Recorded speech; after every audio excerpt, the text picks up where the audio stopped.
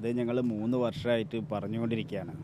Kozhikode fire സ്റ്റേഷനിൽ 8ഓളം യൂണിറ്റുകൾ വെച്ചിട്ടായിരുന്നു കോഴിക്കോട് ഫയർ സ്റ്റേഷൻ പ്രവർത്തിച്ചിരുന്നത്.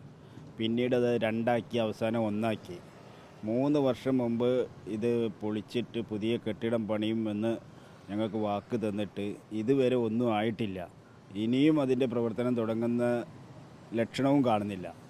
ഇപ്പം നിലവിലുണ്ടായിരുന്ന ഒരു യൂണിറ്റ് പോലും വെള്ളിമാട് 1ലേക്കോ അല്ലെങ്കിൽ മീഞ്ചന്തിലേക്കോ മാറ്റാൻ പോകുക.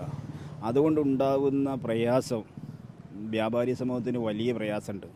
കാരണം നമ്മൾ അടുത്ത കാലത്തായിട്ടുണ്ടായിരുന്ന തീപിടുത്തങ്ങൾ, ബസ് സ്റ്റാൻഡിലായാലും ജയലക്ഷ്മി ആയാലും ഇപ്പോൾ അടുത്തൊരു കടലിൽ ഒരാൾ പോയപ്പോഴും ഇതൊക്കെ പെട്ടെന്ന് എത്തിച്ചേരേണ്ട ഫയർ യൂണിറ്റുകൾ ഈ മീഞ്ചന്തയിൽ നിന്നും പിന്നെ വെള്ളിമാട് നിന്നൊക്കെ വരുമ്പം നമ്മളെ ടൗണ് തന്നെ വലിയ ട്രാഫിക് ബ്ലോക്കിലാണ് ഇപ്പോൾ ഉള്ളത്.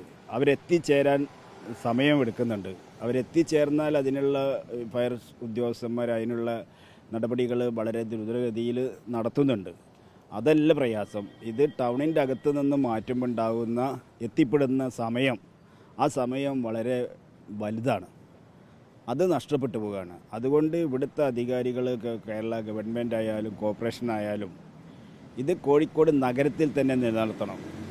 അതുപോലെ തന്നെയാണ് ഞങ്ങൾ നിരന്തരമായി ആവശ്യപ്പെട്ടിരിക്കുന്നത്. ഇപ്പോൾ 2005 മിഠായിത്തെരുവിലുണ്ടായ തീപിടുത്തം, ആ തീപിടുത്തത്തിൽ നമ്മുടെ പിന്നീട് അങ്ങോട്ടുണ്ടായ എല്ലാ തീപിടുത്തവും നിയന്ത്രിക്കുന്നത് എയർപോർട്ടിൽ നിന്ന് വരുന്ന അത്യാധുനിക സംവിധാനമുള്ള ഫയർ എഞ്ചിനുകളാണ്.